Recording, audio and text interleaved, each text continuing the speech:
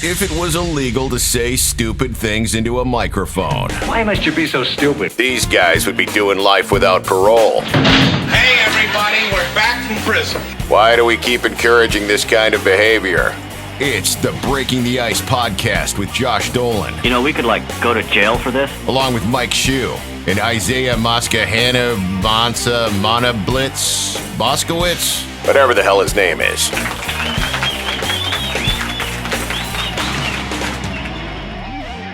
We can go from the top. Holliston Meadows, Wolfpack Coffee, Invoke Media, Garage Doors Plus, and again, I'm not paying attention to you. Bridgewater State University, baby. Wait until I say go. I mean, I'm just trying to. I don't need you to be a bitch right now. I don't need you have a dude, Mark. This kid's a fucking. He's just a Mark Riley. Fucking. This kid, he's driving me fucking crazy, bro. Why? Well, why am I driving? You want me to go into it? Is it because I don't have a chandelier like you behind you? No, because I don't have a fucking chandelier. This kid, dude. How are you, sir? Good to see you, brother. Riley. I'm doing fantastic. Am I supposed to be so close to the camera you can't see? Do this. Get right up here. Get right up here. I'm just looking at Josh. I'm saying all I see is eyebrows. He looks like a Muppet. Exactly. Fucking dude. He's had a week too. It's gonna be so easy to break him down like a bitch. He's had such a week. It's fucking hysterical. No, I was actually gonna be. There's Mike Shue. Here we go. He's logging in. I've already started drinking. Look at that. See, this is where we start the show with giving some love to the people that actually sponsor this show: Garage Doors Plus, Wolfpack Coffee, Invoke Media Group, Bridgewater State University, new sponsor. Thank you so much for giving us Buck Undies as an intern, and Holliston Meadows. That is the official pet resort of my cat Cheddar, Mike's dog Baby, and all of fucking Josh's animals. Do you have any pets, Riley? No, technically not. What do you mean technically? I got a couple guinea pigs that are class pets. Then that is the official pet resort of your fucking guinea pigs. I don't know if my guinea pigs need a resort. Maybe. You don't know until you resort them. Don't they need a spa day or something like that? I think they're good that's with included in their stay. A little massage. Do you ever massage your guinea pig, Mark? Whoa. That's a loaded question, Mike. There is a load way, involved. That's for sure. We've already started recording. So fucking, what's up, Mark? Good. Because I just wanted on the record that I've never rubbed my guinea pig. Full fucking shit. I've massaged him quite heavily, but never rubbed. So I just want to make that clear right away. Now, Riley, I don't think I've seen you since you came into the studio with me and Shue, like about 90 years ago. Yeah, I know. That was pre-COVID. Yeah. Pre-mask, pre-everything. Is COVID a thing? I think so. So do I. So do we all. Yeah. Yeah, there's still some people who don't think it's a thing. They just recently stormed the city hall building in like Bend, Oregon or something like that. Yeah. Did they? Or Eugene. Yeah, because they didn't want to wear masks. I found it interesting, and I can't believe I haven't realized this before. They're pro-life, but they don't wear masks. All these guys in their camo and their Oakleys and shit, they have these like huge beards, right? And like Muslim fundamentalists and radicals also have these huge beards, right? I think it's just, like our intern Fuck Undies. Yeah, but he's not a Muslim. He's just from Brockton. And same thing. I'm not touching that. It just seems like I don't know. It seems like the most insecure guys on the planet have these huge beards in trucks and guns. For some reason, one group has AK-47s and the other group has AR-15s, and they're constantly pissed off, mask. And they hate women. I don't know. Yep. Is there a connection there somehow? Are you seeing a trend? I don't have a beard, a truck, or a gun. So okay. Apparently, and you wear a mask when you go out, though, right? I do wear a mask when I go out, and I drive a Focus, so I have a huge crack. But So what you're saying is you're definitely a Democrat. I don't know. He drives an American car. You know, You're hoping Biden saves the He sounds world. like he's pretty moderate. Yeah. yeah, I think what's funny about these people who are storming the state house and stuff like over this COVID, I find it funny. Years and years and years, these assholes wore shirt and shoes to go into a 7-Eleven. Right. Never once did they storm a city hall for it. Now put on a cloth mask and all of a sudden our freedom is taken away. What the shit? No shirt, no shoes, no problem. true. Yeah. But the mask, so I'll true. fucking kill you. Yeah, it's like you got to be kidding me, man. So yeah, I don't. Article of clothing. I'm not doing that. Yeah, we need guys to like storm a 7-Eleven completely nude except for masks. I tried that. Oh, Yeah, it didn't go over well. How I'm glad to far see did you that get? You got to like the Dorito line, and they're like, "Yeah, I gotta go." Yeah, But you that gotta was stealthy. I mean, that's a whole. get- I got to the magazine rack and the guy said, "You got to buy it. You can't read it." So Was the guy speaking English? No. hey, I'm not touching that either. What the fuck with the no touch zone, Mark? Come on. Also, We've tried to get canceled since we started breaking the ice in March, and no one gives a fuck. Well, we started it because you've we tried were to get canceled. canceled. Yeah, you've that's been right. putting in We a- started Oh, this, oh, they were oh. canceled. Because Right. WAF was canceled and it went to God. You've I been was trying gonna to say, get canceled what- all year. How do you get a podcast canceled? By you want to watch? I I don't can know. I can say some things. Oh well, yeah. I mean, like, yeah. All right, I'll just. Yeah, just don't touch that one. Yeah, I'm not. Don't touch anything, man. Don't touch anything. Do you have any Lysol with you? It's all covered in disease. I don't make Lysol anymore. They finally started to. No shit. It's been gone from the shelves for months, and then all of Lysol? a sudden, What are you talking about? I buy Lysol like all the time. Where do you shop? I haven't seen Lysol since March. I go to the Big Y. I can't believe what Lysol? Lysol.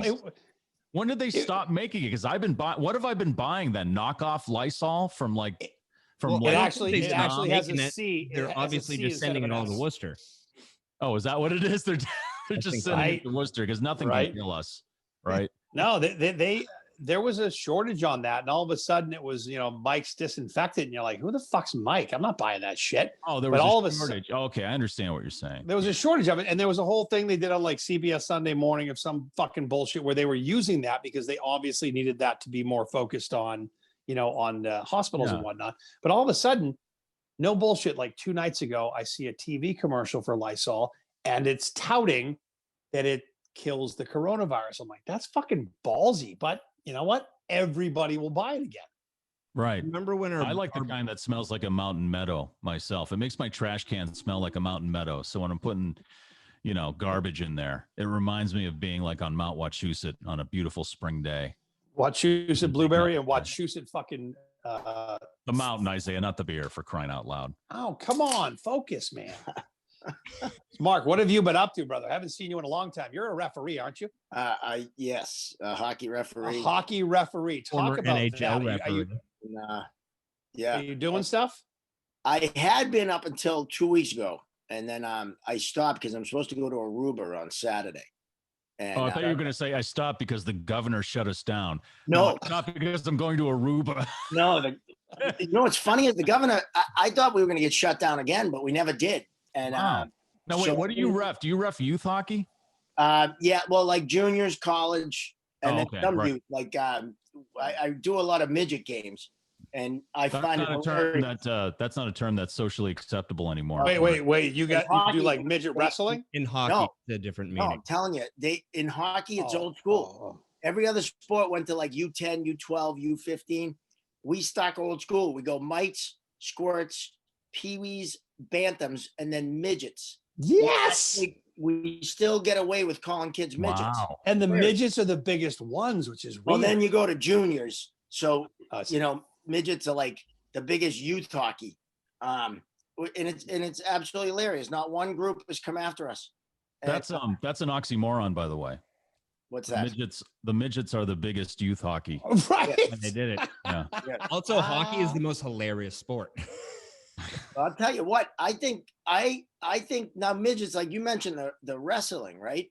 Yeah. Midgets mud. wrestle, but I think they should play more sports. Like Fuck yeah. I'd watch that on TV, wouldn't you? Can you Absolutely. imagine midget football? Well, Go. the NMFL. Done.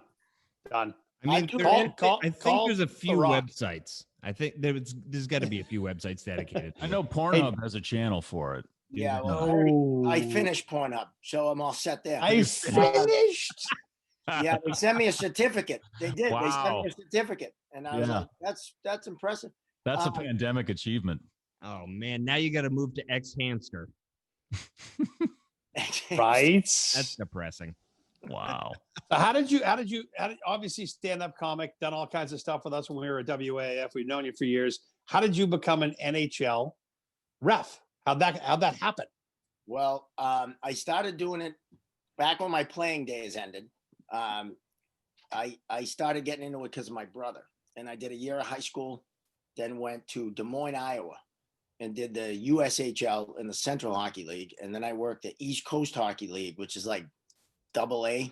Hockey. Yeah, Worcester has an ECHL team. Yeah, the Railers, right? Yeah, right. Yeah. And so I did that for almost 5 years and got hired by the NHL and then fired a week later. And, a week later? Yeah, a week. Did you punch a guy? Is that why they fired you? Well done. It was in August. I couldn't even make any calls. Apparently a bad telephone call. I know why. They couldn't give me a real reason, but the reason was I'm American. They didn't tell me that because I would have sued their ass. But it's because it's all about Canada. It's all about the Canadians. And at the time, we only had one referee and two linesmen. There wasn't four on the ice. Yep. And they'd already hired enough Americans. So, but what about Paul Stewart? Isn't he from Groton? He's from Dorchester, but he was in well before me. He was in. He fucked a Canadian, so he's good. Time ago. Well, yeah, I you have to do more than that, to be honest with you. I won't touch that. So, I mean, outside of hockey, Canada's really offered nothing to the world. Let's be honest. They're America's hat. Let's be Hey, serious. Rush. Rush. They've offered us. They've gave us Rush, and they gave us Brian Adams and BTO. Yeah, and BTO. Right. Yeah, that's right. Tom Cochran and Bieber. Shania Twain. Right, and the Bruce Springsteen of Canada, Melissa Etheridge. Hold on. Michael Myers. Wow. Michael Myers. But you know what? All those people are great, but their bacon is still ham. Yeah, that's true. That's true. So, delicious nonetheless. Oh yeah, no, I'm a fan, but just not a big fan. What it is. But seriously, have you ever heard like a world war breaks out? No one's ever said shit. Call Canada. No. No. I mean, a maple leaf isn't that very intimidating of a logo. Nope. No. They're closed right now. They're straight up fucking closed right now. Yeah. They are closed. They are not letting people in or out. Vacationing in Maine, everything was just, there was no people. Everything's wide. No lines anywhere. Loved it. No hairy guys and Speedos smoking butts on the beach, Again, I'll say it. I'm so pro Corona. It's not even funny. Well, not anymore. Now it kind of sucks. But actually, let's talk about what happened to Josh this past week. Josh, what happened to your two cars? This was fucking epic. This happened yesterday. Josh, go. I'm just so sick of talking about it, but okay, fuck him. I'll tell you. So him and his wife are parked at a certain place. Outside. We won't say where. Oh, you want to tell the story now? You have no idea what the story is. That's why I said tell the story, fuckhead. I just said I was exhausting of telling it. So I went outside I forget what I was doing because walk your dogs. No, I was going to my car and drink quietly. Shut the fuck up. And and I noticed that my car was just covered in snow. And I was like, oh no, all the snow fell off the roof and now I got to shovel it out. I was like so annoyed that I had to scoop snow off of my car, which would have taken like 10 minutes. And then as I got closer, I realized, oh no, there's about a foot of snow in my car. And I was like, there's no way. And as I got closer, the back window was just gone and my car was both cars. So yeah, well, I didn't know that at first because selfish me, I just saw my car and I ran back inside, told my wife, and then she was like, how about my car? And I was like, I have no idea. I forgot to look. I didn't even look. And then so she came out with me in both car, and she had even more snow in her car. Like there's still snow in it right now. And it just, that was my whole day. I have glass under my fingernails, and we called the insurance company. They said they wouldn't cover it. And it's just, Why won't they cover that? Well, because the deductible. Sounds thing. like bullshit. well, yeah, especially because everyone, like, on when I posted that video on Instagram, I got tons of DMs and people being like, call Safe Flight. It's glasses free in Massachusetts, which apparently Well, it is. windshield, the windshield is. Windshield, yeah. Yeah. Of course, But it hits his also- back window. But the back window should be too. And for some reason, Progressive signed us up for some weird thing that we weren't even paying attention. We were just like, just give us the fucking car insurance. We just want to get the car on the road. Fuck. And that somehow there was like a loophole where now we have $1,000 deductible on our glass. And Oh, you got the you know what? You got the that's Canadian illegal. insurance. Yeah, that is illegal. That's fucked illegal. up. You can't have a deductible on glass in Massachusetts. I looked into it because Progressive, man, that Flo is a fucking bitch. she is a complete bitch. No, because I looked into it and they quote you on like half a year. So you're like, Oh, wow, they're getting saved all this tagged in money. this, by the way. Keep going. And they and then they whack you and they try to put the deductible on the glass. I don't think they can do that in Mass. Please don't act like insurance isn't the biggest scam. That we pay and pay and pay. I Then hate something them like that all. happens to Josh and Laura, and it's like, what the fuck? Dude, You want no. another $1,000? No, you know what you do? Play the act of God card. Because Yeah, that's what I thought it would be covered. Yeah, the back when we had that hurricane a long time ago that canceled Halloween for a bunch of towns that were, filled with pussies. They a tree fell on my car and they weren't going to cover it, and I played the act of God card and they covered it. Good. So, just got to play the act of God card. Yeah. It was an act of God. It was Yeah. it was like nobody's fault. It was nature. It was Yep. the weight of the snow and the ice. Play the act of God card. I mean, That's fucked did up. End up getting it covered by the owner of the building, but it's still like You should get a neck brace Insurance then. shouldn't fucking get away with that shit. but They see, should cover shouldn't it. have to be paying for it. You got to get a No. neck brace now, Josh. Get a neck brace and then sue Oh. the owner of the building. Oh no, don't do that. Yeah. You and Laura get neck braces, sue the owner of the building, say we were just parking and the snow fell off and that should have been cleared, and that's $1 million injury. But like, I mean, that could have you- been one of us, and like because it was the back seat. Like I was telling Laura, I was like, thank God we didn't just put a baby in the back seat and then like walk away for a second. wait, what? A what? Well, you know what? I'll- Then I would call the police on you at that point if you left a baby in the car and walked Wait, away from no. it. I'd be like, I'm calling DCF right now. I hope. Wait, the you windows guys are putting a smashed." baby in the back seat? I want to focus on that. I mean, they I don't can think go. They're not front seat riders. Are you borrowing babies or having one? I mean, this is you actively trying to get canceled. You're just making work for me. I mean, it's close. You're the one that fucking said baby in the back seat. Mike, do you know about this, Mark, brother? Do you know about this? Oh, I know nothing. No, but I have Can a we tell him? Saying that. Just keep saying that, Mark. I got a funny story about snow in the car. Okay. Back in the day when I lived in Southie, my my ex brother-in-law, someone parked in his spot and stupidly left his doors open. Oh He boy. shoveled the car full of snow right to the top. It was full of snow, and I've never laughed so hard when that guy came out of the house and he was like, "It's like good luck, pal. Did you Shouldn't use have parked in my space space. savers? Go move the folding chair, kid." You know? Did you use the space Right? savers back in the day? Did you put the space savers out there? Oh, back in all the day. I had everything. I put like coffee tables, a bunk bed one time with a kid in it. Oh, One of my kids. And Menino sent around a truck. Menino, God rest his soul. He sent around a truck one year and took everything. Yeah. They Yeah. say Did he like really? 2 days now Yeah. or something, like there's a 2-day limit or something. Yeah, now it's where do you think that started? Who just said, fuck this? I'm putting my fishbowl in my fucking space while I go to work. If you park here, I'll cut you. I'll tell you, if you've ever dug out a car from anywhere in the city, Yep. you know why you put anything out there. Because you're like, here's my shoe. If you park here, you fuck, I'll kill you. Oh, I spent 14 hours digging out this space. easily. Easily. So basically, that goes back to the first day it ever snowed in South Boston when it was cramped, which has been the plow forever. comes by after you dig out, and you got to start all over again. Yeah, driveways think they got it bad because the plow comes by after you shovel. But then when you're shoveling out like cars that are super close to each other and the plow comes by again, it's like gluing them together. Dude, there was a girl, Mike, I don't know if you probably don't remember this, but Mike and I have worked together for a long time when we were back working at AAF. And there was a girl that worked in sales. Young girl, had this, she's, the up and coming hip living in Southie type of girl.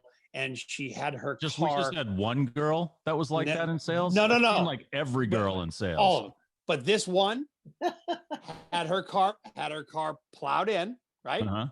Decided to open her fucking mouth to the news and say stupid shit like, "Oh, you're not," and it's like in front of like the oldest garage in Southie. Like it might as well have just said fucking, Whitey's fucking garage, right? But it was owned by Whitey. Most likely. And the plow company. Yeah, because it was the fucking Winter Hill garage, by the way. But the point is, it got plowed in, and she's like, some news bitch is doing a story, and she's on there going, "This won't stand. This won't stand." Really? Within 24 hours, the plow goes by again and just put it a little extra lower and rips the entire side of her car out. Oops, sorry. And that is why we need dodgeball, right, Riley? Absolutely. People need to get hit in the face. Dude, she came into work. "I can't fucking believe they did that." I'm like, if you'd shut your fucking mouth and gotten a shovel and just dug it out like the rest of us, you went on the news and called out Whitey's fucking garage behind you. What are you, stupid? Okay, well, this is why Southie ain't the way it used to be, right? No, it's not. No. Now they have peanut back in the day when WAF was in Westboro and Doug Dave Green, who was a part-time guy, was on in the overnight. And this guy, plow guy, kept calling up for a request. And he finally put him on the air and said, "Look, I'm not playing your request. And stop calling me," and stuff like that. He went out at 6 o'clock in the morning, and the guy had come by the parking lot in Westboro and buried his car. Buried his fucking car. Play the Sabbath song, and he found out it was him the next day because the guy sent an email. So that was me who buried your fucking car. That's awesome. And maybe next time I call you, play the fucking song. And now everyone's offended by words or what did you mean? God. Did we just get canceled? I'm still waiting for someone to put out a Dyson because I'm seeing more and more vacuum cleaners out there as space savers. Once I see a Dyson, though, I'm scooping that thing up. Just steal it. That's a $300 vacuum cleaner. That's one thing I never put out as a vacuum cleaner. Yeah, I'm seeing more of those. That's kind of stupid. Does that happen in Worcester, Mike? Yeah, I see a lot of vacuum cleaners. Space savers? Yeah. All right. Worcester. That's a thing. That's like a trending thing that wasn't like somebody said, fuck it. They're just like, you're exactly right, Mark. You're like, you know what? You dig the fucking thing out for 3 hours. I'll tell you what's up. I'm leaving my shoe here. And if you park here, I'll kill you when I get home. Yeah. Oh, we used to leave all kinds of shit out there. Double barrels, cones, folding chairs. Like seriously. I think I had my mother-in-law save a spot one time when I was running to the store. Hey, just sit here. Just sit here. Stand here, Grandma. Don't talk to strangers. Here, there's already a chair here. Have a seat. Give her a chair and a little nip of fucking Jameson. I'll be back. You know what's funny is so my then mother-in-law, we moved to Braintree, and you can take the girl out of Southie, right? First time it snows in Braintree, I go out to the store and I come back and there was a folding chair in the driveway. Yep. And I'm like, Nana, we own it. I know, Mark. That's crazy. That's who has folding chairs in Braintree? Really?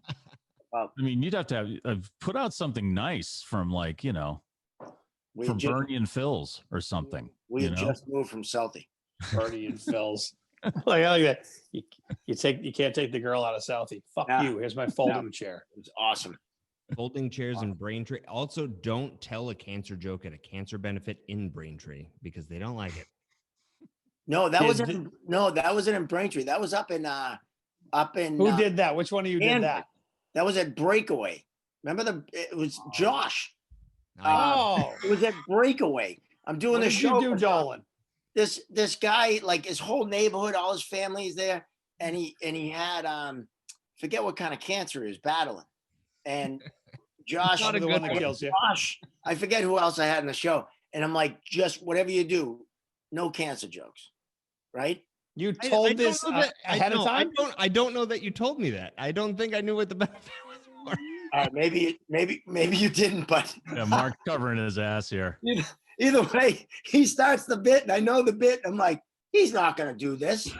There's no way he's gonna keep going. Holy shit, he's going. Oh no, he's not going. Oh, fuck. And I did it because it killed every single time, and that time it didn't, and I was a little confused. Oh, it literally killed that time. Yeah. Literally. And the funniest thing is the guy called me the next year. He calls me and he goes, "Yeah, we're gonna have another benefit for like something else." And I go, "Okay, cool." He goes, "Just if we could not get that kid that told the cancer joke." Oh, Jesus! He mentioned me by name. I said, "I lost his number. Don't worry about that." So Josh, that's how you carve out a niche for like, you know, because stand-up comedy, everyone's a stand-up comedy, but you got to stand apart. So you got to like cancer jokes, child trafficking jokes. You already have a bunch of jokes about Nazis. You know, you should just do that. Just do everything you're not supposed to do, and that way you set yourself apart from every other comic who's up there talking about, you know, everything else everyone's talking about. If you do that, you might get a HBO special or something nowadays. Right. So Netflix. No, Netflix comedy specials are more like TED Talks now. I agree. There's not a lot of jokes. No. Yeah. Like Chappelle, it's compelling, but the last one he put out, I wouldn't call it comedy. I mean, I liked it. I listened to the whole thing. I was into it, but it wasn't comedy. The one where he was doing it in his backyard, not his backyard, but in his home state, farm or whatever. Yeah. Yeah. It wasn't brain. got a tad political. There's nothing worse than when you say something and you don't realize. I learned the hard way to ask, is there anything off limits? You know, like, do we know anything about people that are here? Right.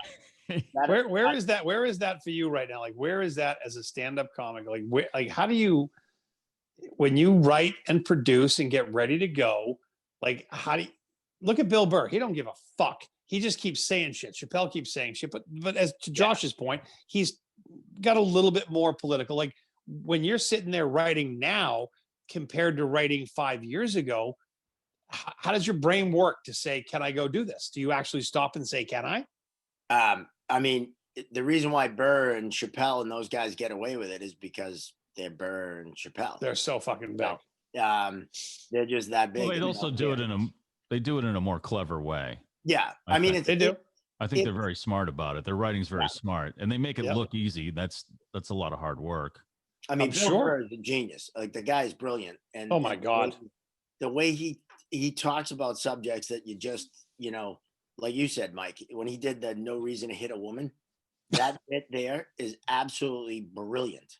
The way he, like, you know, crafted it, and he's talking about a subject that most people, you know, cringe, wouldn't touch, and he makes it hilarious. Like, even at Comics Come Home, he started talking about abortion, and I was like, how is he going to get out of this? And he got out of it. Yeah. No, he's amazing. I mean, so how do you do that, Mark? Looking from what you do, how do you do it? I watched a tape of mine from 20 years ago. I found it in my storage, and I'm looking down here because it's on the floor. I watched it, and it was 20 minutes from Nick's Comedy Stop, 25 minutes. And there's probably 4 or 5 things in there that I wouldn't say today. No shit. And only because with that premise, what's an example of a joke you wouldn't tell today that you told?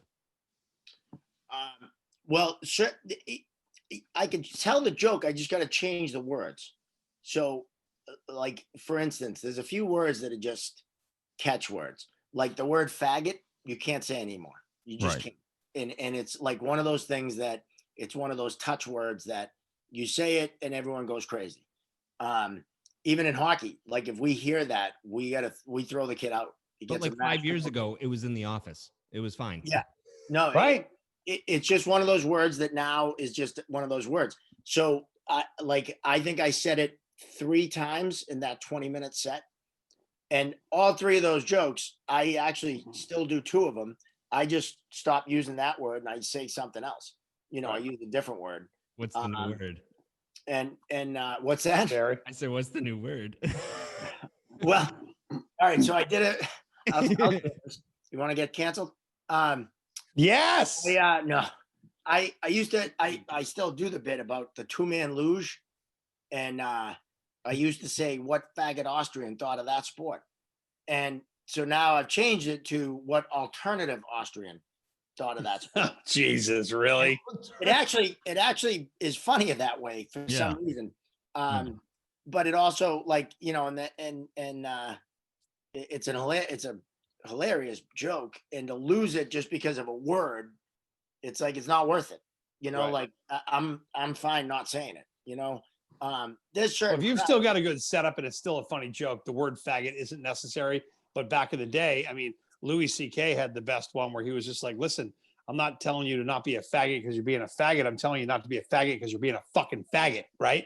It was that easy, especially being from Massachusetts. It's a word that we used. We weren't talking about your sexual preference. But you were, Isaiah. But you were. That's You why were. I we're wasn't. using it. I don't know. Your intention may not have been that, but that's where that slur comes from. Sure. So then the English would say fag. You're being a faggot. That means you're being less than a man. You're being less than a human being.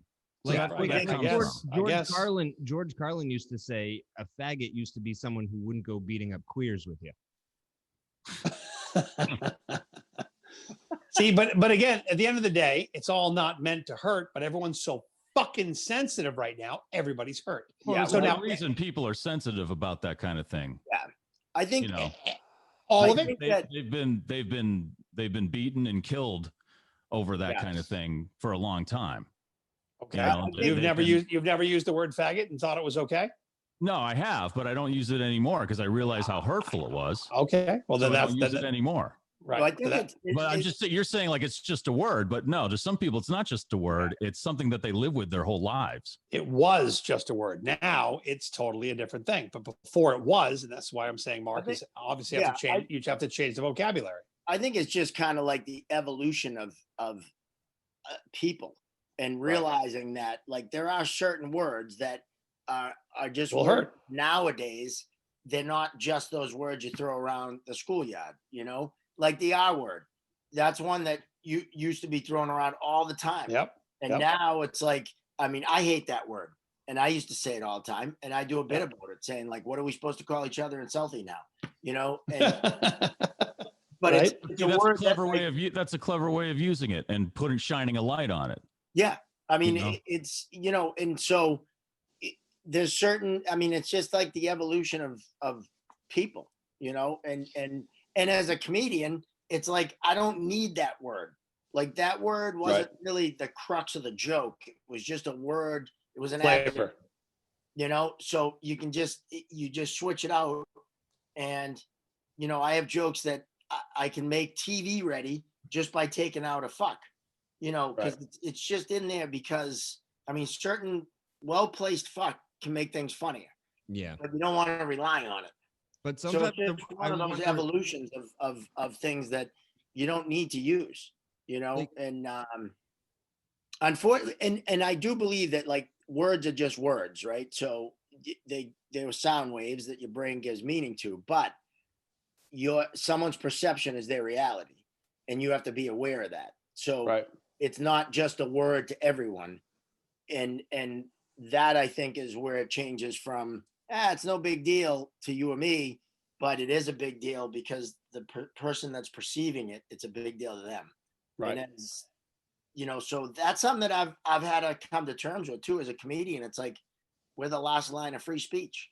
Yeah. But we're really not, in the sense of, you got to read your crowd. If I have a crowd of, everyone's 55 and older, I'm not going to do certain bits that aren't going to work because they're not going to relate to it, and I won't say fuck a lot, like it all depends on your audience, and all it comes down to is if you want to keep working and getting paid, whoever your client is, that's what you gotta, that's what you gotta do. Or they'll What were you gonna say, Josh?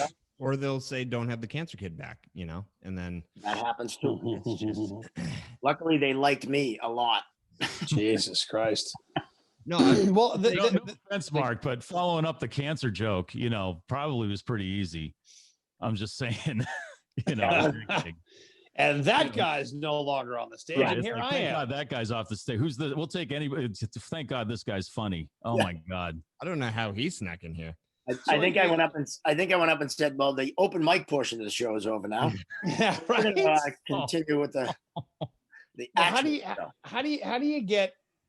Think about Chappelle, who uses the N-word constantly, right? There's a word that fucking shouldn't be used. It's part of the discussion. We just talked about the F word, the R word. If you're gonna just like stop with that, you now have an African American guy. I mean, tell me how that's clever. Right. That's signals. It's To me, and I'm asking. it's like Very, very talented man. But I'm finding the people that are telling me not to use that word are using that word. So Correct. and I don't, Richard Pryor, I think it was Richard Pryor on the Sunset Strip said he went to Africa and he came back and he said, you know what? I'm not going to use that word anymore. Yes, that was a great that fucking word special, man. That show was And- great. He went there and fucking just went, wait a minute. I But got to stop it's talking like this. If it's so bad, then tell me, clearly why it's okay for, Certain people. to use it. It's got to be bad. It's got to be bad or not. I mean, it's like, you got to to me, it's like if you want people to know how bad that word is, then just Don't use it. don't use it, then wipe it out. Don't use it. I also think it's the angle that you like how Bill Burr like comes at it. Like, I feel like if you get into a fight, like, like you want to hit the other guy, but it's how you approach the fight and like how fighters like Floyd Mayweather can like download like other people's fighting. Like there's a science behind it. And Bill Burr has like mastered the science behind saying controversial things and being able to like worm himself out of it. Right. And right.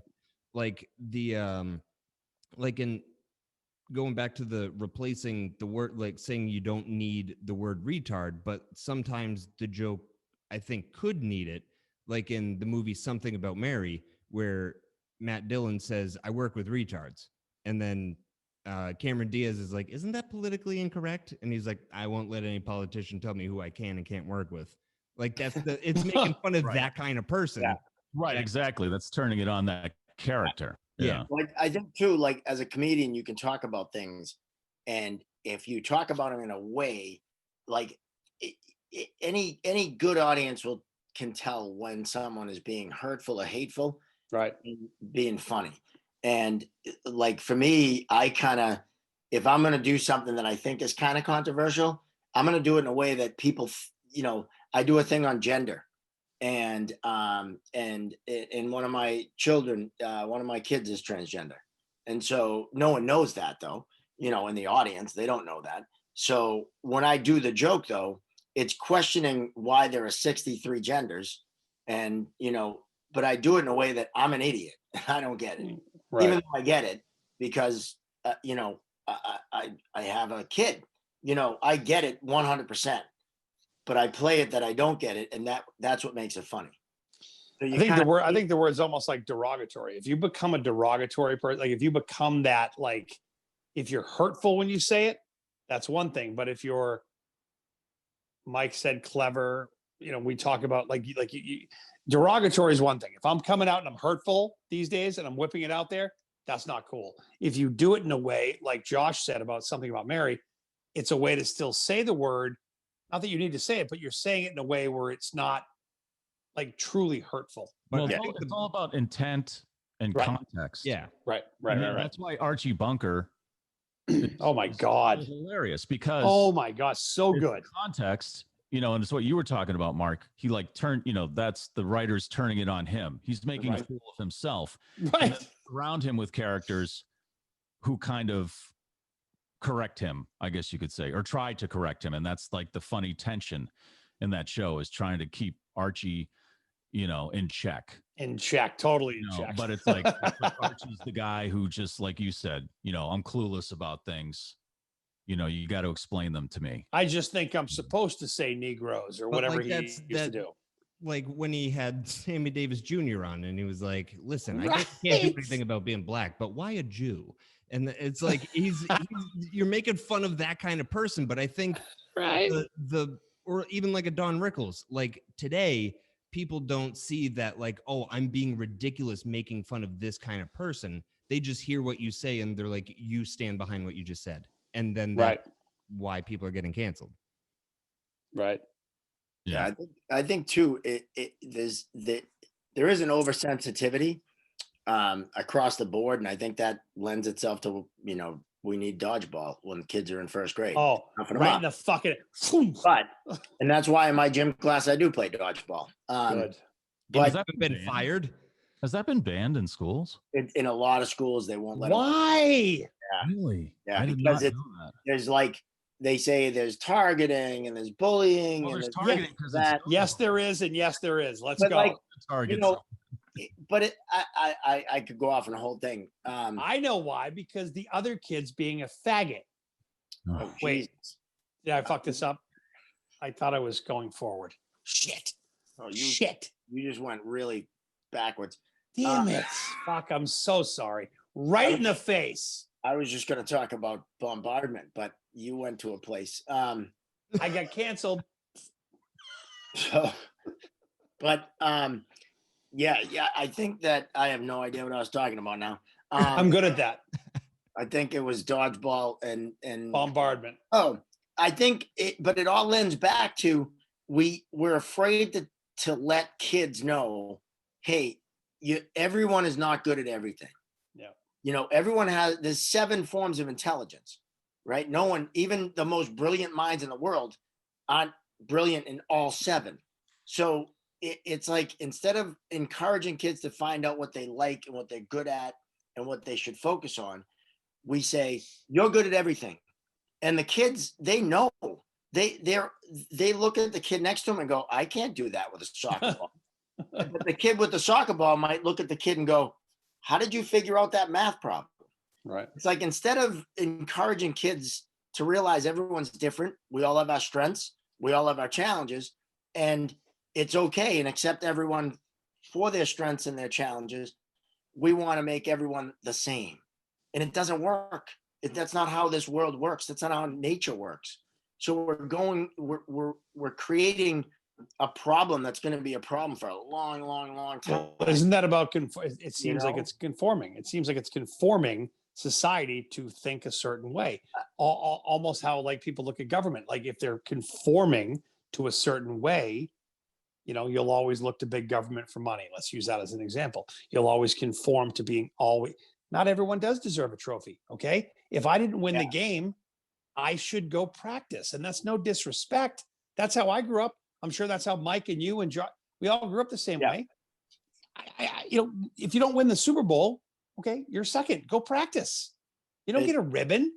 It all has to do with the problem is not the kids. The kids. No, it's the people. It's the parents. It's the parents. And at some point in time, a group of them got together and said, my babies can't lose. My babies can't have any pain. My babies can't have any adversity. And that's what started this whole movement, where now you have kids in college that can't even problem solve for themselves. Right. They're calling their mother to solve a problem with a professor. And it's like, that's like, that's damaging. You left the house 4 years ago. Figure it out. And it's like, what we don't realize is, out of failure comes success. Yes. Like I tell kids, if you fail on a test, let's look at why you failed. Let's look at why you scored a 37. It's not because you're stupid. There's a reason. Maybe you don't test well and we have to figure out how you can relax before you take a test. Maybe it's that you didn't study. Maybe you didn't put the effort in. Maybe you study for 3 hours, but you study in a way that doesn't work for your learning style. And encourage and empower the kids to figure it out so that, everyone gets an A. That does nothing for everyone. Nothing at all. No. And not everybody gets an A. Well, that's why my book is called Not Every Kid Should Get a Trophy, The Age of Entitlement. Talk about that book. You have a book? And people have come up to me like, that's mean. It's like, no, it's not mean. I'm not saying you go to a kid, hey, you suck. You know, you say, all right, soccer's not working out. Let's find something that does. And maybe it's knitting sweaters. Maybe it's math team. Maybe it's Josh is good at knitting sweaters. He's really good at that. I wish I was. Talk about that book. Talk about the book. I mean, it's just my take on what's going on and what's gone on for years now that has created this problem. You know, you have kids that don't know how to solve problems. You have kids that don't know how to deal with adversity. You have kids that don't know how to lose. And so if you don't know how to lose, how do you learn how to win? And how do you learn that it's not all about winning and losing? It's about doing your best and figuring out what you're good at. Because ultimately, when you find a job that you work at, you want to find a job that is, you know, is satisfying and makes you happy and that you look forward to going to. Well, how do you figure that out if you're just told you're good at everything? Losing makes winning so much better. Like the reason the Toronto Bruins game 7, where the Bruins were losing bad the entire game, the reason that's my favorite is because they were losing the entire game right up till the very end, and then they won. But people just want it to be like, oh, we're going to be even and everybody went. That's why my wife stopped being a teacher, was because like if you give somebody a lower grade, the parents go to the administration doesn't back up teachers now, and my wife had to apologize to the kid and parents multiple times because their kid didn't do their homework. No, I'm fortunate. You have to apologize. I'm fortunate. I work in a small private school, and it's a Montessori school. And when people hear Montessori, like, you play dodgeball, you have grades, you have like, and it's not Montessori. We do it the Montessori way, but we also do it in a way that, you know, they have to take responsibility for what they do. Right. You know? And if they don't do their homework, they're not going to get the same grade as the kid who did it. You know, and that's how life works. And if you don't teach them that when they're kids, I think the biggest problem in our public school setting is in kindergarten and first grade, we don't stress compassion and empathy and communication and problem solving. If we taught those 4 things, which is all part of a Montessori curriculum, if we taught that in kindergarten and first grade, how many problems could we avoid? Like, letting kids realize that, you know, not everyone's the same. Everyone has strengths and challenges. This kid's different than you, but that's okay. This kid likes math. That's okay. This kid's a jock. That's okay. And like, it kills me, because then by the time they're in middle school, they're a mess anyway, because their body's going nuts. And they've dealt with not ever looking at something from someone else's shoes. Right. You know, and not having compassion and being able to problem solve. And it's sad. It's really sad. And what's the name of the book and where do we get it? It's on my computer. So it's not out there. Just send me a I link. have a thing called ADHD. And so you haven't quite finished it yet. It's done. It's on my computer. It's all edited. I just don't know. I'm a fruit fly. Well, that's not fair, Mark. Everybody should have a book published. Right. Exactly. Someone and everybody should have a book published if they wanted to. Yeah. I want someone to write a book for You me. can just self-publish that, right? Can't you just submit it to Amazon these days? Right. You can. Yeah, I could. Because the woman who wrote the erotic or the erotic fiction about Rob Gronkowski, that's what she did. She wrote these like 100-page books and she submitted them to Amazon. You just downloaded them digitally. You didn't even, have a physical book. Well, the reason I'm asking, it sounds very intriguing, and it sounds to me anyway, very right what you're talking about. Yeah, I mean, it's. So listen, Johnny HDHD, put it the fuck out there. He's just waiting on the forward from Dennis Leary. They play straight hockey now. Oh, nice. I'm waiting for the invite to Comics from Home is what I'm doing. You need Lenny Clark to write, dude, this is a fucking great book. Douche, get it out there. Isaiah, you'd be more interested in my movie script that I wrote. Talk to me. Go. That's it's called Penalty Box, and it's about my life in pro hockey in East Coast League. That'd be fucking cool to see. I would love to hear that story. Is it Yeah, written down? Did I send you a copy of that? You did, yes. Yeah. No, you know what's funny is I met the kid who wrote it with me is a screenwriter. He works for the Boston Parks Department. I met him years ago when I was working there in the summer when I was refereeing, and I told him about this idea. And so we don't talk for like 10 years. And he calls me out of the blue and he goes, "Hey, do you ever do anything with that idea about writing, a movie about the?" And I'm like, "What are you kidding me? Of course not." And so I'm busy doing other shit. I went over his house. It took us like probably another 6-7 years. And we finally got it done, edited 17 times. And it's freaking good. It's fun. Really? But it's getting in front of the right people. And it's, and I played street hockey with Dennis Leary. Right. But the difference is when you go to play street hockey with Dennis Leary, you don't bring up business or you don't go back. So the first time I went down to play with him, I didn't even say I'm a comedian. I didn't even say I knew Lenny Clark. His hockey rink is named after Lenny Clark. Right. I didn't even say that his house. I'm a comedian. I'm friends with Mike and Lenny. Nothing. I just went down and played hockey. And the next week I went down. He was like, "Why didn't you say you were a comedian? Why didn't you say?" I said, "I came here to play hockey. I didn't come here to fucking name drop." And he loved it. Good move. And that's me. That I was being honest. But the problem is, he would love this movie, but getting it in front of him, it's. I've been trying to get. That's a tough world. It's like you don't want to, because then you feel like you're pitching shit. But you got to get it in front of them, though. I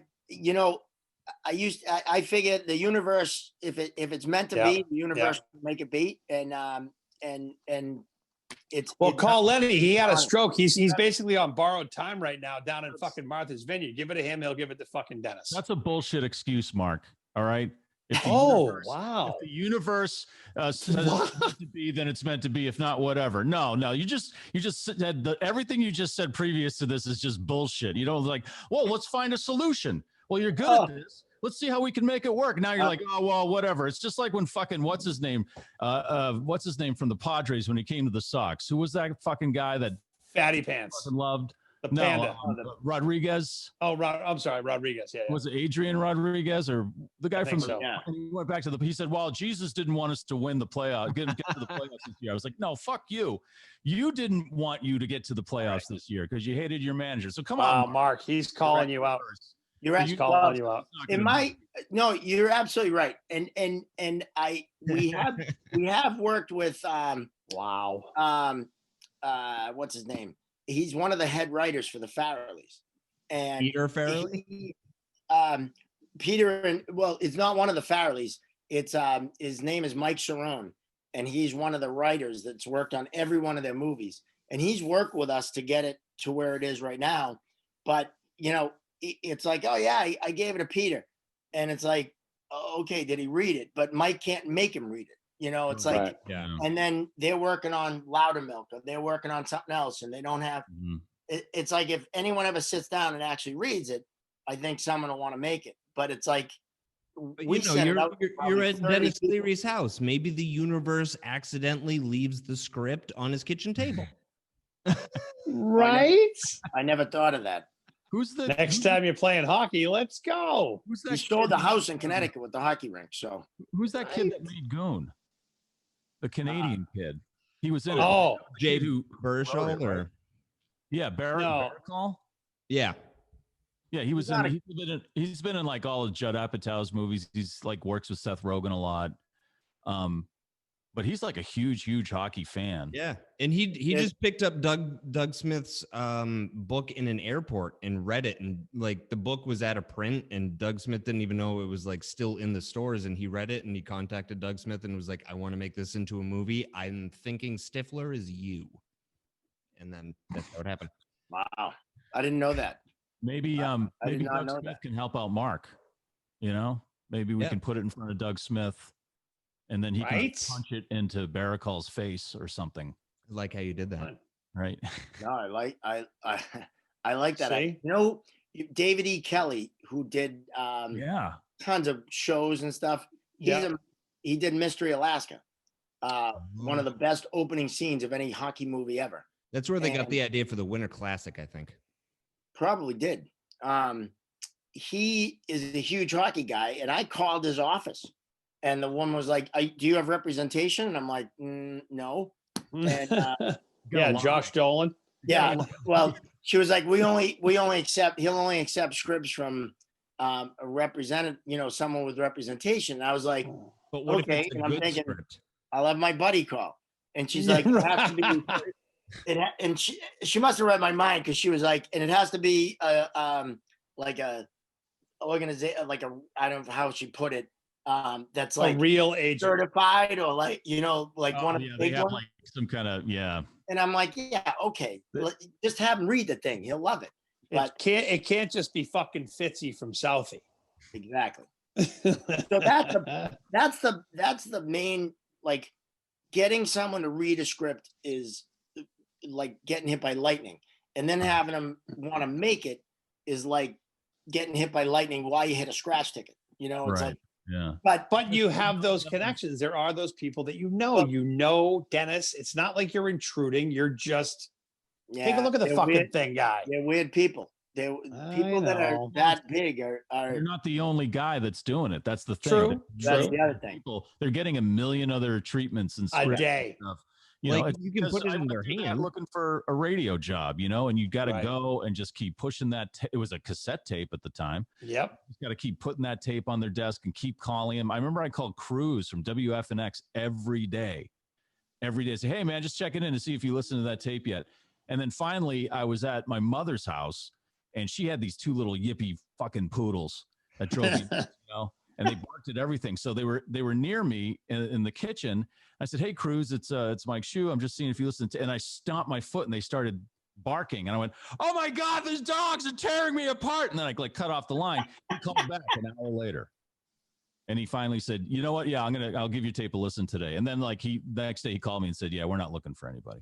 But still, to the tape, that's the thing. Like, how do you stand out? Like we were talking about that earlier. They get that all the time. And even just being on the radio, how many times I get it. And I had a cup of coffee on the radio. You were on the radio for a long time.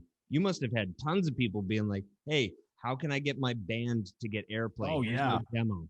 All the time, man. Especially when I was doing Harder Faster. There's so many bands, and they just, they put that CD in your hand, or they send you the file or whatever, and it's just like you listen to it and it's really good. And it's like, it's like the guy who writes for the Fairleys, he can only do so much. Like, I can only put it on my boss's desk and say, "Hey, give this a listen."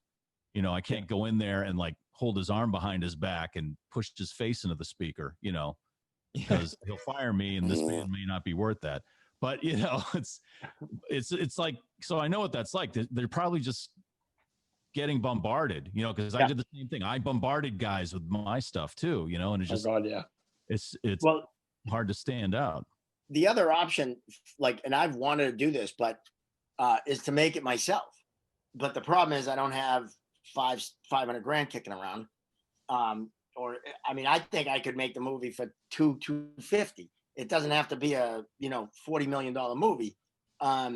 And like my buddy Jimmy Dunn, comedian out of New Hampshire, he was on the McCarthy's. I don't know if you remember that show. Yep. He's done a ton of stuff, and he said, it's a movie that could be made with very little, staging. All we need is hockey rinks and people in the stands, but you need investors, and it's like, all right, where do you start with that? I don't know. I think we started Breaking the Ice podcast GoFundMe page. That's how. Right. Well, then I want some of that money. I mean, we'll talk a cut. We'll talk a cut. That money, man. I got bills to pay. Well, someone actually said, "Why don't you do a GoFundMe page for doing a short?" Because I've always wanted to do a short and do two scenes. Yeah. Do it. And but here's my I need a life manager. I need someone to take care of my shit, and then I can just show up and grab a microphone and start talking. Right. I know that's my weakness, But you know, asking strangers for money is the hardest fucking job on the planet.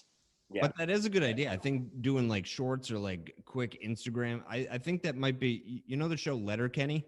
Oh, I love that show. It's fucking hilarious. I Oh think my that God. might be how that got started. Like that, it was like shorts, and then it got picked up as a show. But like, Yeah. I mean, you know all the same people I know. You have Terry O'Reilly in a scene or something. It's just like quick 1 minute things, and then you know it gets, Ray Harrington. And Yes. Yes. right. So his latest oh Jesus, what I can't even remember what it's called now. He's gonna kill me. Undependent. That's what Yes. it's called. And it's basically like a short film, but he released it in 10-minute segments on YouTube. And, you know, and that's how he gets his work out there, you know. So even if you did like a series of shorts, you know, and just release them on YouTube. But, and you know what? Everybody's watching YouTube now these days, you know, Right. they're definitely not going to the movie theater because of the pandemic. And they weren't really before that. They were watching stuff online, you know, and YouTube is where a lot of people put up their shorts, their animated shorts, things like that, you know. That's what the comedian Andrew Schultz did, and he like really and he just got a Netflix thing out of it from just short videos he was making and putting them on YouTube, and then now he has a Netflix show doing exactly what he's doing, just ranting in front of a camera, the most offensive things that you can't say, but it is. I mean, he got like a $5 million deal out of it, just making those short videos and putting them on YouTube and Facebook. So Social Mark, media. you got a family though, right? Well, yeah. He's My like, kids are- kinda. no, I do. My kids are all adults now, though. Oh, okay. All right. So I don't, you know, they're all. Let's just say he has a lot of Tupperware lids, right? Ew. Yeah, I got all of them in the divorce. Ew. So yeah, I the biggest thing that kind of holds me back from doing that or moving to LA or any of that bullshit is health insurance. You know, with teaching, I love teaching. I love doing it, but that job gives me, you know, that health insurance that I need for the kids now that they're older, and that's, you know, eventually going to kind of go by the wayside. But yeah, I definitely think that in the not so distant future, I'm gonna make some drastic changes. You Do should it. make your kids pay for the movie. Yes. They Talk to owe my- that to you. Talk to my You owe me. talk to my ex-wife. Put a lien on any check they're getting for any job they have. Yeah, You know, take I- 10. This is 10% for raising you and keeping you alive into adulthood. Mike, I am not at liberty to discuss my situation with child support and divorce Okay. and stuff Right. because of Sorry. the legal matter pending. Right. We'll go ahead and delete this from the show.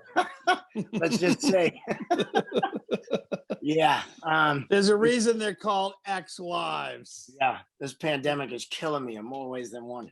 Oh fuck.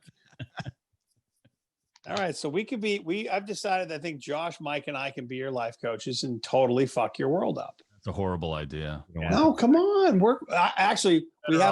We have a new intern. His name is Fuck Undies. We're going to assign him to you as your life coach. That's a bad idea also. I'm interested in how he got his name. His last name is truly ready. His name is Alex Fagundes. That's a character building name right there. His true name is F8. It started as Fagundies, but we're like, you can't do that. No, but the way he pronounced Alex Fagundes. Yeah. And we're just like, you got tortured as a kid. And of course, I'm just being a fucking douche nozzle. I'm like, your name's Fuck Undies. Go. So he's in. What's his first name? What's his Alex. first name? Alex Fagundes. Yeah. Fagundes. He definitely should have changed his name to like John. Well, we changed it to Fuck Undies, and he's on the show now. So he's behind the scenes doing all the fucking hard work that Josh doesn't Yeah, I want love to the do. fact that you did not get that joke at He's all. right over his no. Brilliant. And he didn't get it, but that's all right. I messed it. Hold on. Sometimes Logan goes right over my head. That's just what happens with professional comedy timing and delivery. Yeah. It's okay My though. apologies. It's okay. My- Baby steps. Well, get me there. Get me there. That line actually was, my father used to say that when someone had like a fucked up name like that, and the last name was like Fagundes, and he would always be like, man, that dude should change his name to Bill. It's just like the funniest thing ever. So that's where I got that line. I missed that. I you apologize. had to have used that with some. Also, Riley is the best at. I mean, sometimes you can get a little angry, but you're the best at handling hecklers. I love when someone heckles you because I'm like, they're about to realize this was a mistake. Yeah. Yeah, I enjoy that part of the job. I don't, I've never met anyone in an audience that I feared. Put it that Love way. that. Love that. I've seen you fire a couple audience members and escort them out with your words. Were you there the night? I was thinking about this the other night. It was Dick Doherty's At the comedy place. den? Yeah. Yes. The night the dentist's wife.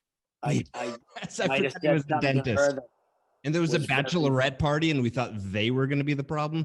you were there. Yes.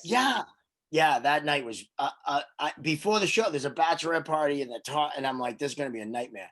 But there's a whole big like story to leading up to that night, and I don't know if you remember where I was at in my life. I do. Yeah, and so I came in that night just fired up, you know, and I had my. All right, I'll tell the story. So my then girlfriend, I found out the night before, was sleeping with a guy. Oh God. That wasn't me.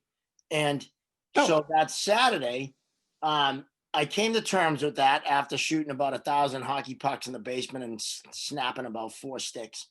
And so that night I was like, let's move forward, you know, and she came with me. And she was at the show. That's right. She was a there. couple other friends of mine. Yeah. And so when I went on stage, I was just a maniac. Your and I knuckles thought were bleeding too. Yeah, they might have been. I might have had a few bruises, and there was a bachelorette party, and I remember like pacing in the back, being like, "These fucking, I'm gonna fuck." Like I thought they were gonna be, and they weren't. They were like awesome. It was this couple up front, this dentist and his wife, who was like a trophy wife, and they wouldn't shut the fuck up. Like, oh, You were nice at first, and then you started talking about her implants and. Yeah. Well, I think I might have said something like, just because you have fake tits doesn't mean you can talk while I'm up here. Oh, yes. Something to that effect. And shut up, tits McGee. It got ugly. And when she finally was like, I'm going to leave, and everyone was clapping, like no one was on her side. Wow. And the guy didn't know what to do. He was, not to say anything about dentists, because my brother's a dentist, but let's just say, not the toughest people in the world. He wasn't gonna fight you. No. She had a better chance, to be honest with you. And so when she was leaving, I was like, she was just standing there, just wouldn't. And I said, why don't you just shut the fuck up? See you next Tuesday. Ooh. And that was the first time I ever used that word on stage, ever. I never used that word. Listen, you were angry. Things happened. Oh, and I got like almost a standing ovation. You did. But like I was so happy that they actually made the decision to get up and leave, because they seemed stupid. Like they weren't going to. They sounded like they thought the crowd was on their side. Yeah. Like I don't see any of the staff doing anything. I was like, I might have to go over and be like, let's leave, guys. You should go. You should go. And one time I saw Jimmy Dunn do that, but Jimmy Dunn is like 6'6", and he's like a big guy. And I was like, if things get ugly, I don't think I can do anything. So, but I don't enjoy hecklers, but I like to improv with the crowd, and I like to work off the crowd. And, you know, sometimes when you go into the crowd, it can get dangerous. That time she was just they were just idiots. Especially if she's being cunty. Wouldn't you say that being a hockey referee and a teacher probably prepares you pretty well to deal with hecklers?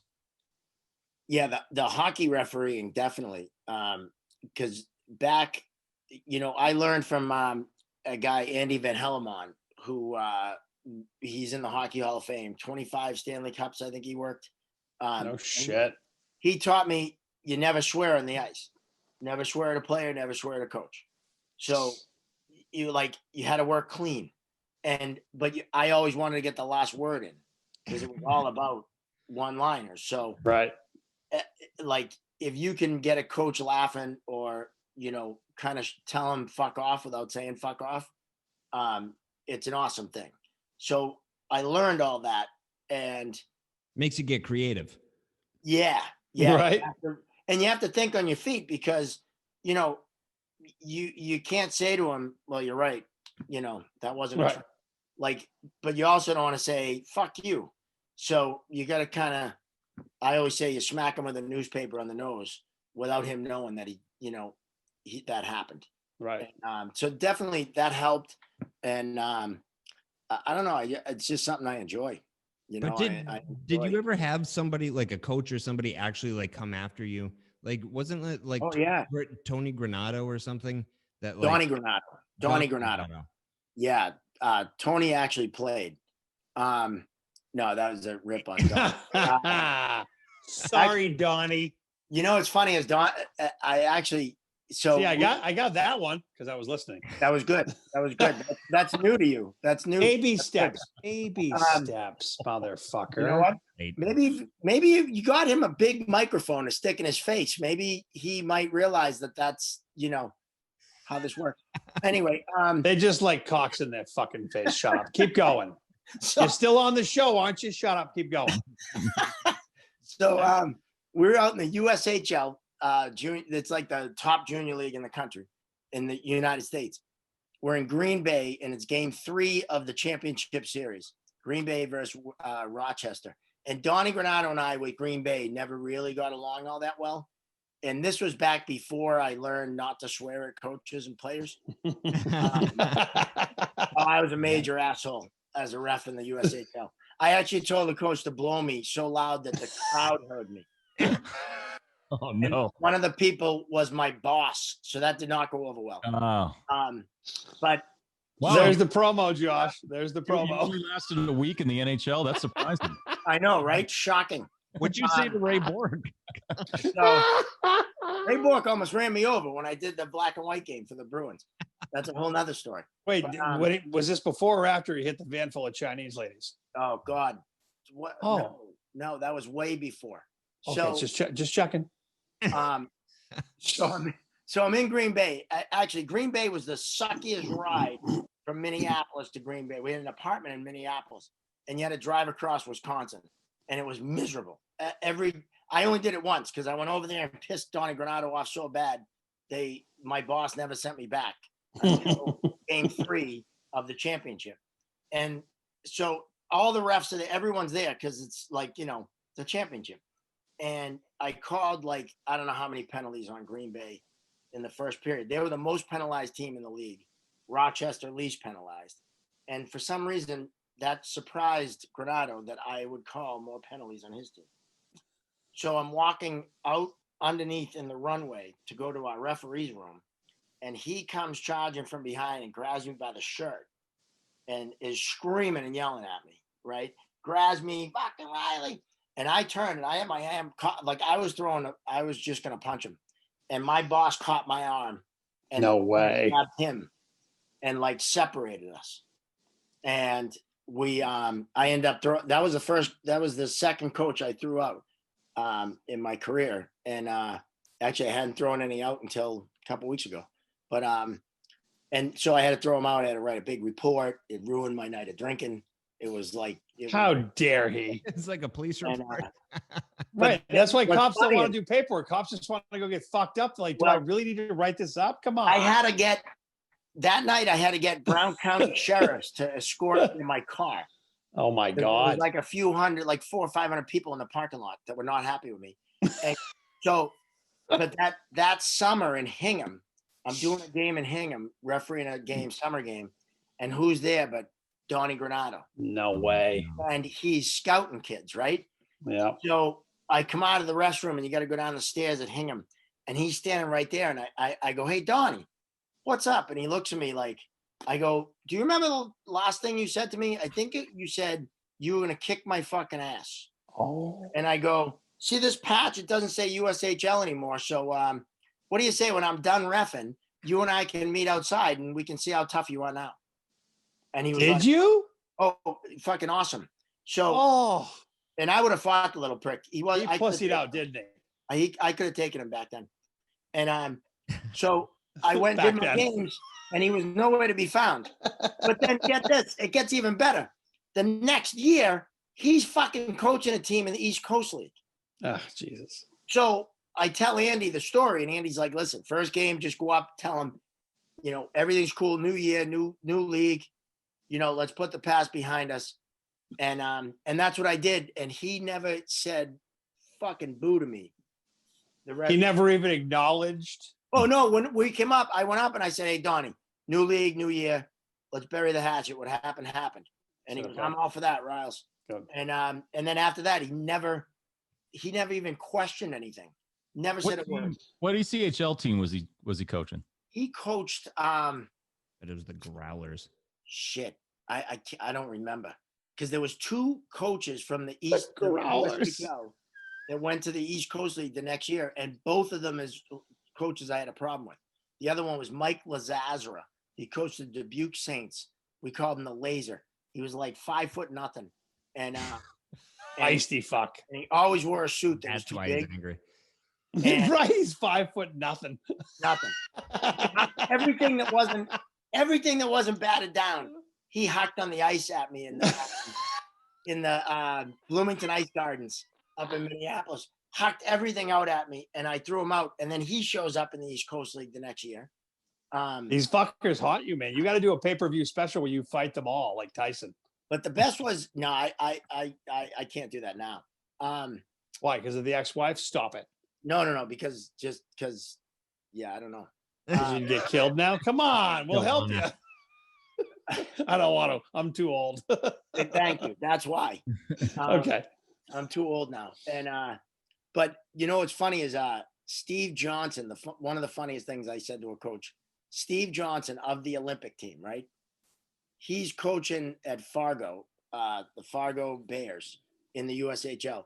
And he called me over and he's bitching at me about something. And I said, Steve, let me ask you a question. He goes, what? I go, is your middle name Hauser? And he was like, I go, come on, Steve. Hauser Johnson? See, I was paying attention. And I just faded away. And he had no idea. He had no idea. Like he's never heard that before. I can't believe I can't believe he hadn't either.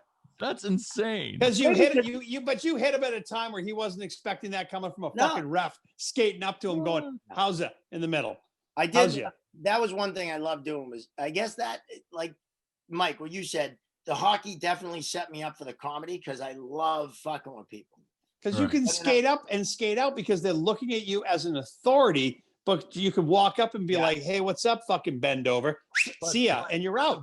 As a ref, you are constantly being heckled by coaches, players, fans, everybody. So you to get a jab in is like, you know what? Go fuck yourself. That wasn't penalty there. But then you've coached as well too, so you know how to get back at them. Yeah, I was right. Referees didn't like me when I was coaching. Wasn't Paul Stewart one of them? Yeah, he threw me out. I feel like it's a whole I threw you out, you threw me out, you fought me, I fought you. Story. My favorite time fucking with a coach though, this is actually in my movie. We're in Knoxville, Tennessee, and we're closing the place down. The Knoxville Cherokees are moving to PD, Florence, South Carolina. So, and the coach was like, he looked like a cartoon character. Like he was a goofy bastard, you know? Yep. And so we do the game and so there's a knock at the door. I'm in the shower after the game. And there's a knock at the door and it's the coach. And he has some fucking question for me. So one of my buddies, Johnny O'Brien, linesman, he goes, "Hey, Riles, coach, whatever his name was, has a question for you." So I go walking out, dripping wet, buck naked, soap still in my hair. And I open the door and he goes to step in and I said, no, out here. and I stepped out and stood there like this, buck naked, while he's talking about some stupid trip a hook from the first period. And Right. while this is going on, the South Carolina Stingrays team is leaving, and they are all pissing their pants laughing. And so he finishes his rant, and I go, "Hey, coach, let me ask you a question." He goes, "What's that?" I go, "You want to look down, don't you?" Oh, eyes up here, motherfucker. And he goes, "Fuck you, Riley," and he just walks away. I open the door, I go back in. They're like, "How'd that go?" I go, "Swimmingly." Oh my God, hockey hardos are the best. I mean, that It was awesome. That was my favorite. That was my favorite fucking with a coach story, and it wasn't on the ice. But all right, so listen, you got a book and a movie that are fucking on your computer. Can we get those out to the world? Jesus Christ. The movies, I sent it to Josh. I'll send you a copy. I want to. I'd love to see it now with all the stories you're telling. I got to see the movie and the book. I want to see this. This is good shit, bro. Yeah, right no, from the ice present penalty box. Let's fund this. Yeah, What the fuck? We need some money. The story, like you read this, like Josh, you've read it. Some of the stuff you're like, this couldn't have happened, but it did. Like, but that makes a good fucking story. That's what you want. You find the right characters to fill the spaces. But then I also know your real stories, and then I remember, like, right now I'm thinking of stuff, and I'm like, was that in the movie script or was that a story that you told me? No, but dude, listen, that means you've got a movie and you've got other stories, and you've got, listen, Star Wars was one thing, but then there's Boba Fett, then there's this, then there's that, there's side. I mean, dude, get this shit out there. Yeah, I definitely should, because there is some funny stories out there from my years past.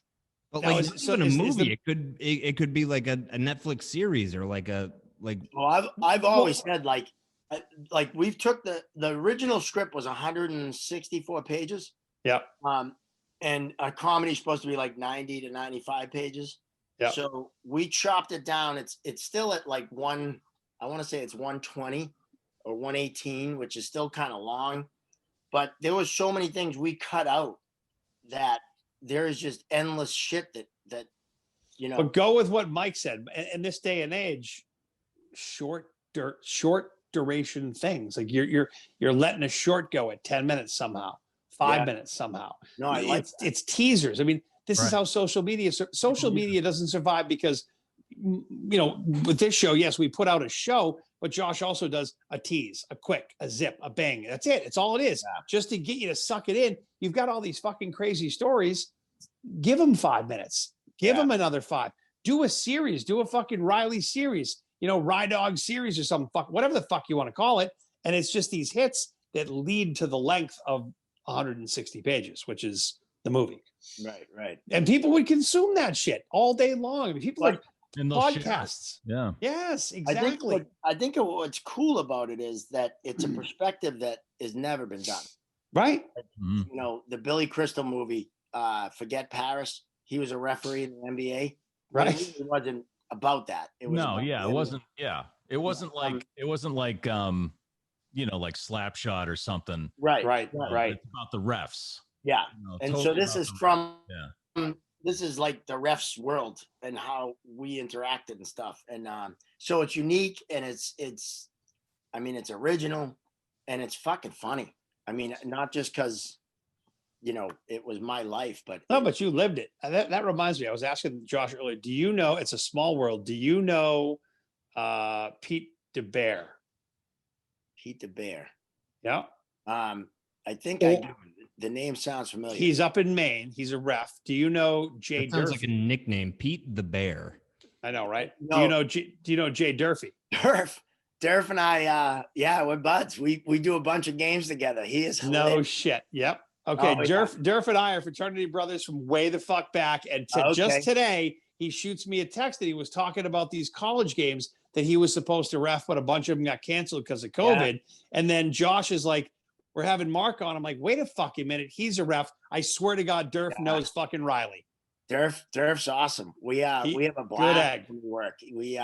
We do junior and college games and then some youth games, and we love fucking with people.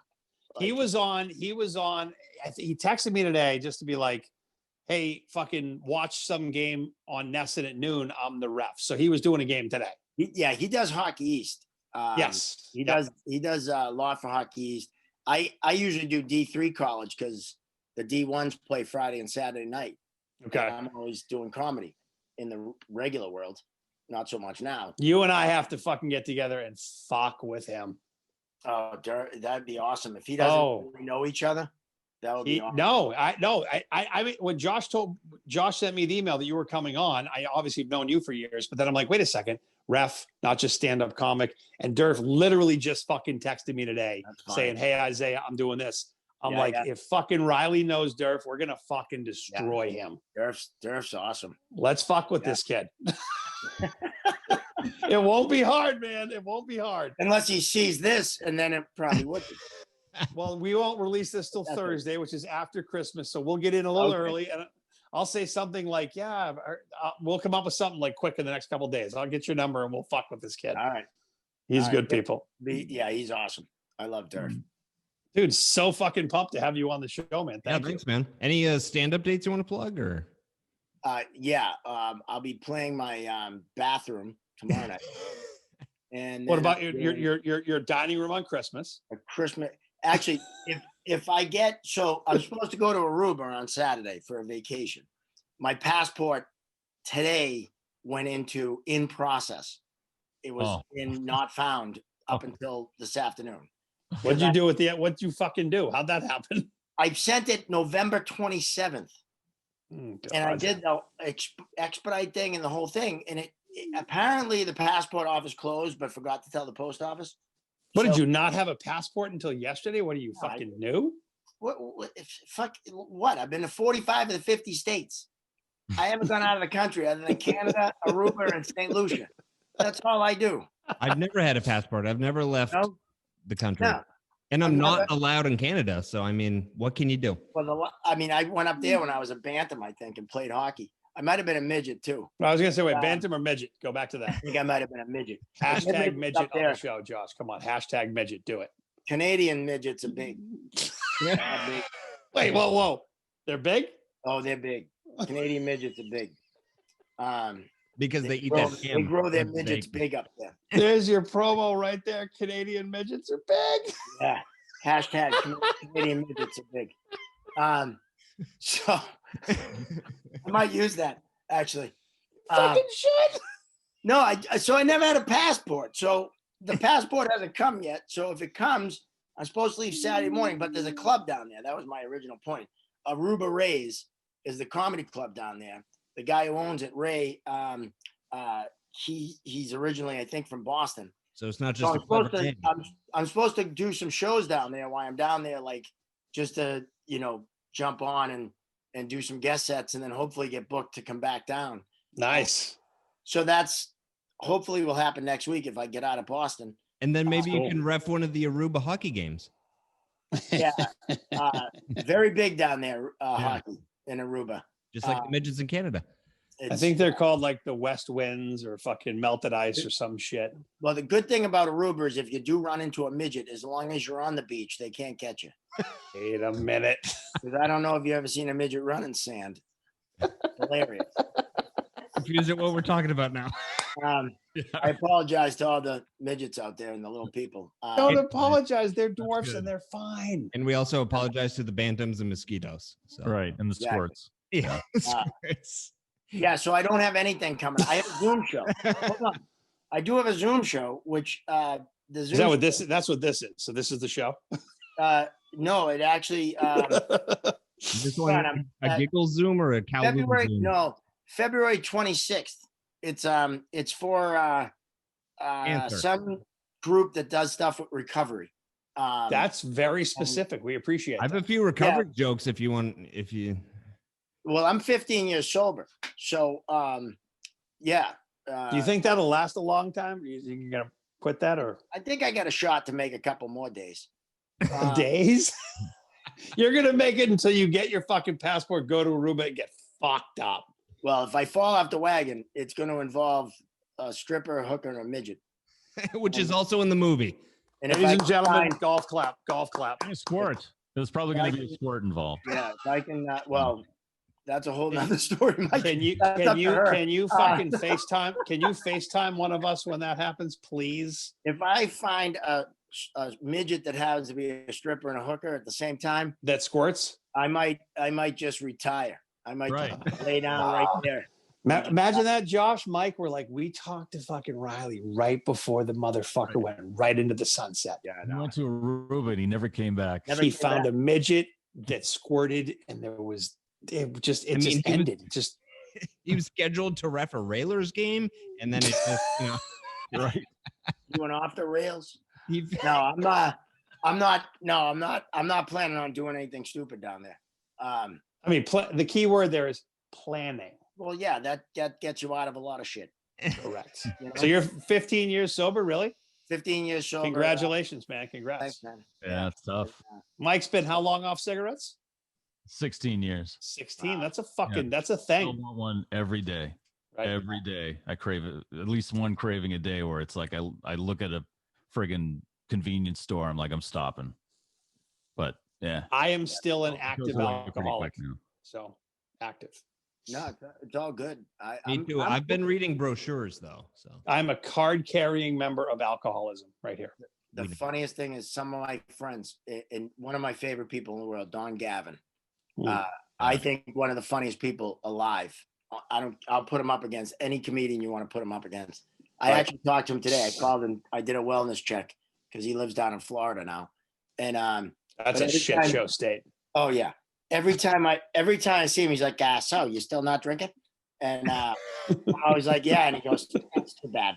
And you know what I love is Rick Middleton. Whenever I talk to Rick Middleton, he always names like these comedians, and he's like, "And what's the comedian that still drinks?" And I'm like, Don Gavin. Don Gavin. And that guy, man, he's just an amazing dude. I mean, funny. And I'll share a story with you. So Gav and I are at Kowloon, and Legendary place. legendary. And we left. This was back well before I stopped drinking, and we left at, as he would put it, no o'clock in the morning.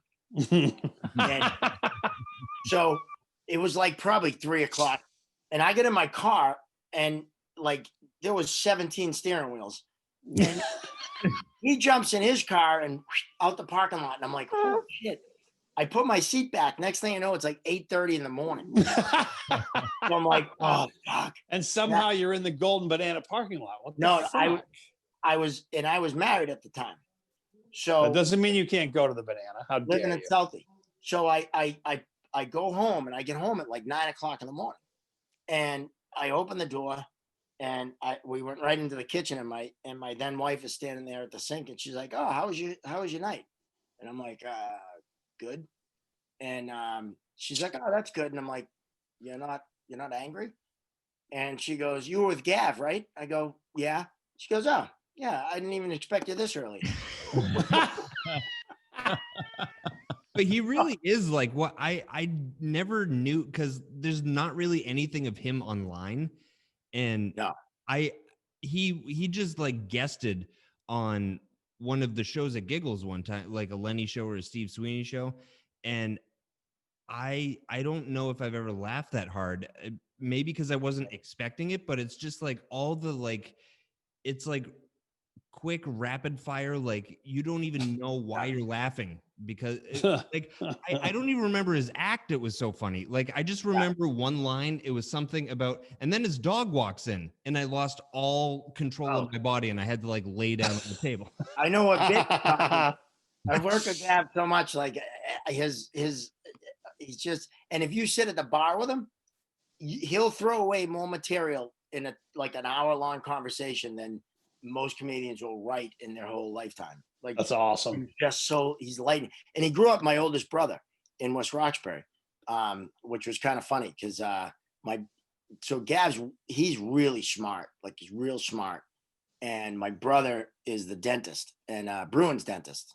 And he's, a genius, and makes me look real good in the family,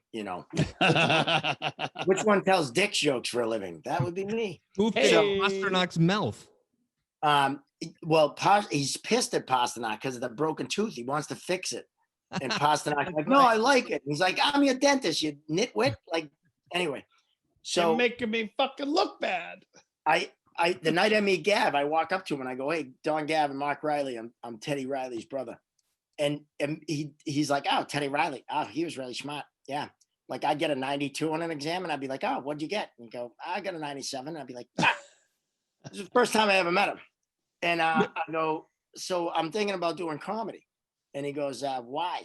And I said, I go, I like making people laugh. And he goes, okay, I'll let you. And swear to God, that was like, and next thing you know, it's like 3 a.m. I'm leaving Nick's Comedy Stop in Boston. And the guy's amazing. I can't say enough good things. I mean, there's a lot of Boston comedians that are awesome. Like it's kind of a cool, close-knit community. Like there's very few dickheads, you know, like I can't say if any. There's a few, I'm sure. There's a few. I'll leave them. Couple, 2, 3. But like Lenny, we know who they are. Yeah, like Lenny and Sweeney and you know, Tony V. Who's better than him?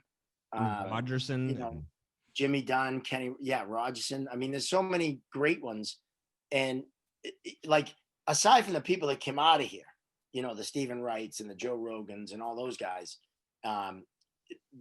they're like amazing. But then you have this group that stayed here, and it's just, you know, it's a really cool community to be a part of. And there's like no ego behind them. Like I remember Stephen Wright came into Giggles one time and Mike Clark was like, hey, is it okay if Stephen Wright sits here?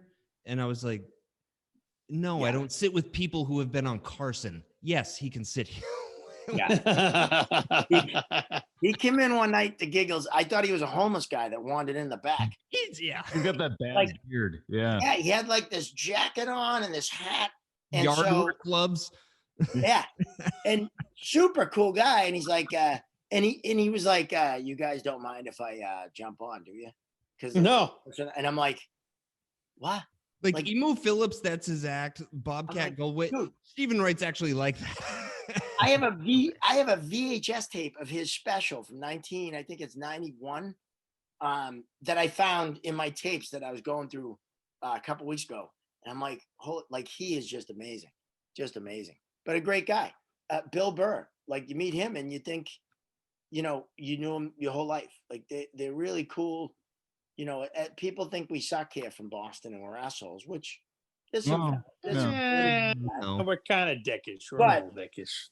You know, it's some really fucking cool people that do comedy and come out of comedy, and you know, it's a neat little community to be a part of, you know. And it's weird, like Bill Burr, because like I've talked to him a few times, but the most recent time was at the last Comics Come Home a year ago, and I was doing like an interview for AAF, but then we just started talking about like the old Fleet Center and then like the old like Bruins and the 2011 team, and we just kept going and we talked for like 10 minutes and I was like, this is really about nothing except for what we want to talk about.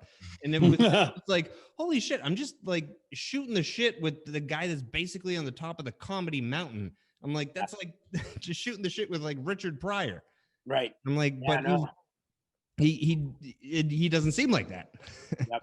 He's a really good, like really good guy. He's got nerd cred now because he was in The Mandalorian. Oh my God. As Bill Burr. Yeah, as like the only guy in the galaxy with a Boston accent. You know, I'm from the inner 128 system from the planet of Canton. You know? It was fucking awesome to see him on that show. He's just, he's totally just like, are you crazy? You know, it's like, geez, he's not even trying. Nope. You know, way you shoot that lightsaber, some kind of like brutal accent to sound like they're from another planet or whatever. No, Bill Burr was just like, whatever, you know, he's Bill Burr in a costume. Right. And he's shooting like laser guns. He didn't even have a costume on. He obviously knows Favreau, clearly. He was great. That guy we're trying to kill, is that fucking Darth Vader or something? I don't know. He's fucking brutal. That's the helmet. You know, he was great in King of Staten Island. Oh, that was so good. Right? That was a great movie. That was a really great movie. But, see, maybe we could be talking about your fucking movie when you release it. Hey, just give me a producer and a movie and and $1 million. Can I play the Pete Davidson Hold on. character? Producer, $1 million. I wrote it down. All right, Okay. that's all I need. Shopping. That's all you need, Mark kid. Riley. We'll put Durf in it. I already told Yes. you. Oh my God, dude. You and I got to connect tomorrow. I know it's Christmas Eve. We got to fuck with him. Everyone, Josh is going to be in it. I already told him he could have a. I mean, obviously I've seen him skate, so it won't be a hockey role. But Yeah. Oh, Oh my I'm God. kidding. no, I'm you're kidding. not. Josh hooked me up with the Bruins alumni when we did that Boston Comedy All Stars. We had a freaking blast. That was awesome. And we had a fight on the ice. And Josh and I fought. Yes. There you Kind go. of funny. Maybe you can fight in the movie. Yeah, there you go. And I'll This win is that good. one too. So Yeah, I mean, I'll let you think you won. All right. That's for another show, dude. We'll set up the GoFundMe. Dude, Riley, thanks, We'll brother. just get This the is first good. 10 minutes made. All right. All right, love The it. first 10 minutes. Yep. We'll shoot a scene with a coach and the naked scene. Yeah. That's, Okay. Naked scene. you're going to get a body double for that, or what's the deal? No, as long as they shoot it from behind. Oh, No full frontal on me. I don't like full frontal. You can do Lenny's got to be the coach. Right. Get Lenny Clark in there. Dude, Lenny is one of the, I told him, and he actually loves the script. And I said, Lenny, you're one of the coaches. Like we wrote roles for like specific people. Right. Dennis Leary. We had a role for what's his name, Chris Cooper. Oh yeah, yeah. Yeah, he's from like the South Shore. Well, he lives in the southeastern Mass. Yeah. Yeah. But yeah, so I like it. Well, let's do it. Cool. All right. This was awesome. Thanks for coming on, man. Yeah, Dude, come on, thank you. anytime. Talk to you again. Definitely. How can people follow you on social? Blow out anything, any way people can follow you, your comedy, anything you're doing, blow it out. Yeah, so my website is markrileycomedy.com. And that links to social, all the stuff. It's all Mark Riley Comedy. But because no one remembers names, and I'd always say, oh, you can find me at markrileycomedy.com. There's 2 ways to spell Mark. There's 9 million ways to spell Riley. So they can go to thatcomedianwasfunny.com, and that goes right to my site. And if they're Buddhist and live in the moment, they can type in thatcomedianisfunny.com, and that goes to my site. Sounds like you know how to direct children. It's Oh, Thatcomedianwasfunny.com. And that comedian is funny or thatcomedianwasfunny.com. both. Love it. Funny, and that comedian is funny. Dude, Mark Riley, good to have you on. And dude, seriously, you, me, and Durfee, we're gonna fuck with him. Oh, absolutely.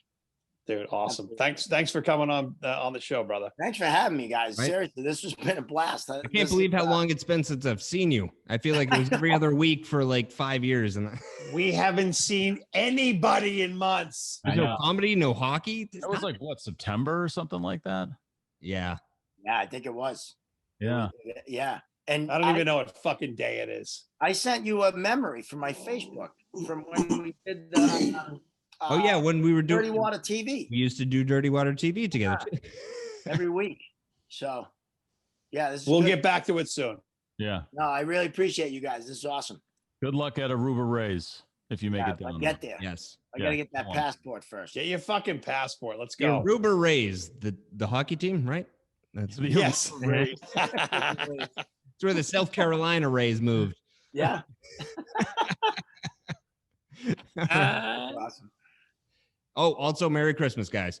Oh yeah, Yeah, Merry Christmas. Christmas. That's right, that's happening. All right. Yeah. All right. Did we give our sponsors plugs or did we do that before? We did about We 7 did that. times We at the beginning. started with that. Yeah. I just wanted to make sure. Just making sure. All right. You hear that awkward silence? That means the show's over. Goodbye. Hey, good to see you, Mark. This is Good like, to see you, brother. This is like back when I was in like a freshman in high school and I'd go on a date and I didn't know how to end it. Right.